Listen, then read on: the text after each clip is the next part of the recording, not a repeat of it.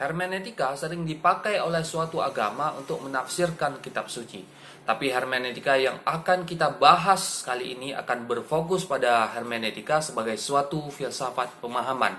Suatu filsafat pemahaman yang digunakan untuk memahami kehidupan manusia. Bagaimana cara manusia memahami suatu hal.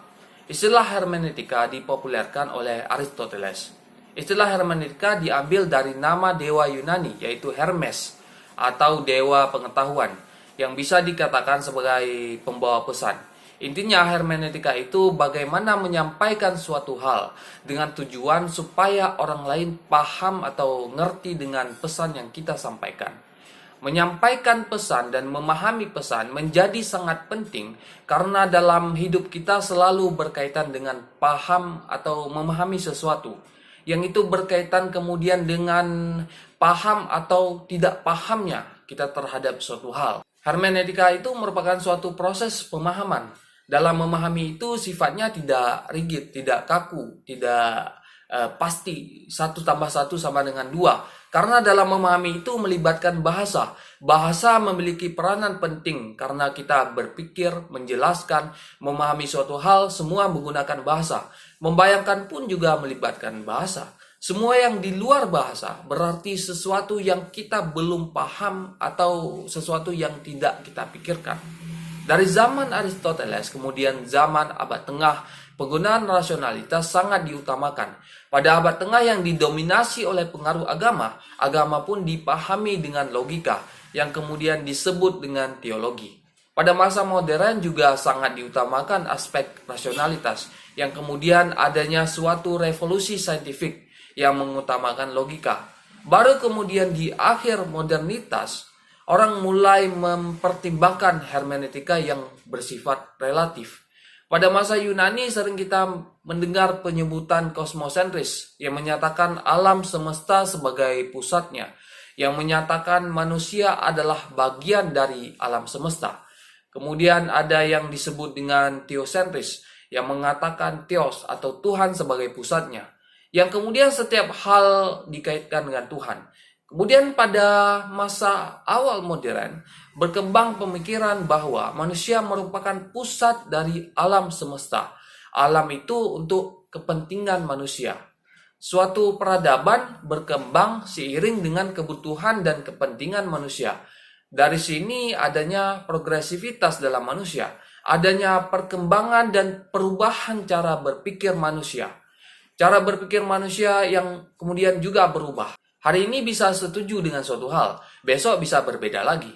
Kemudian adanya pemikiran tentang pluralitas yang menyadari dan mengakui bahwa sesuatu itu berbeda-beda, yang tidak harus untuk disamakan semuanya, yang tidak hanya menitik beratkan pada satu kebenaran. Pemikiran ini berangkat dari pemahaman bahwa masing-masing itu punya keunikannya tersendiri, punya keunggulan masing-masing. Dengan perkembangan beberapa pemikiran ini yang kemudian mendorong munculnya hermeneutika. Lalu kenapa munculnya hermeneutika di masa modern? Karena munculnya permasalahan-permasalahan baru yang tidak bisa diselesaikan dengan metode modern. Seperti ilmu eksakta dan ilmu alam yang memiliki gaya benar atau salah. Sedangkan bicara kehidupan manusia itu sifatnya sangat dinamis, sehingga akan sulit menentukan mana yang benar, mana yang salah. Misal menentukan apakah sesuatu itu sopan atau tidak sopan. Menilai mana yang adil, mana yang tidak adil. Yang kita dalam memahami ini sangat dipengaruhi oleh aspek yang sifatnya subjektif. Dalam hermeneutika dikatakan manusia sebagai suatu subjek yang melakukan penafsiran terhadap segala hal. Yang mana kita berpikir, memahami sesuatu itu erat kaitannya dengan proses menafsirkan. Yang apapun itu secara otomatis akan kita tafsirkan. Bahkan ketika melihat video ini pun kita sedang mencoba menafsirkan apa yang kita lihat, apa yang kita dengar, apa yang kita rasakan. Cara kita menafsirkan dan memahami sesuatu itu sangat ditentukan oleh pengetahuan atau wawasan yang kita punya. Dan ditentukan juga oleh seberapa banyak pengalaman yang kita miliki sampai sekarang.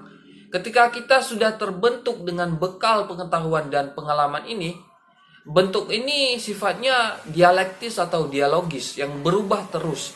yang tidak statis atau tetap begitu saja.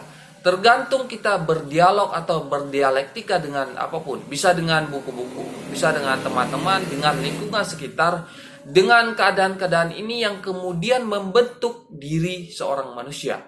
Kemudian pemahaman kita terhadap suatu hal, pemahaman kita terhadap realitas akan sangat dipengaruhi oleh diri kita sendiri, oleh pengetahuan dan pengalaman yang kita miliki sebelumnya. Tergantung dari diri kita yang menentukan pandangan atau reaksi kita terhadap realitas. Realitas atau keadaannya sama saja, tapi setiap orang kemudian akan memiliki persepsi, memiliki cara menyikapi atau pendapat yang berbeda-beda dalam merespon suatu keadaan. Contohnya seperti orang yang terbiasa menghadapi berbagai masalah, maka ia akan lebih terbiasa dan terbentuk daya tahan dalam menghadapi masalah selanjutnya. Kemudian pengetahuan dan wawasan yang kita miliki akan menentukan seperti apa diri kita, akan menentukan sikap atau tindakan kita dalam hidup. Oke, sementara itu dulu pembahasan yang pertama. Pembahasan selanjutnya silahkan diklik di bagian kedua. Terima kasih.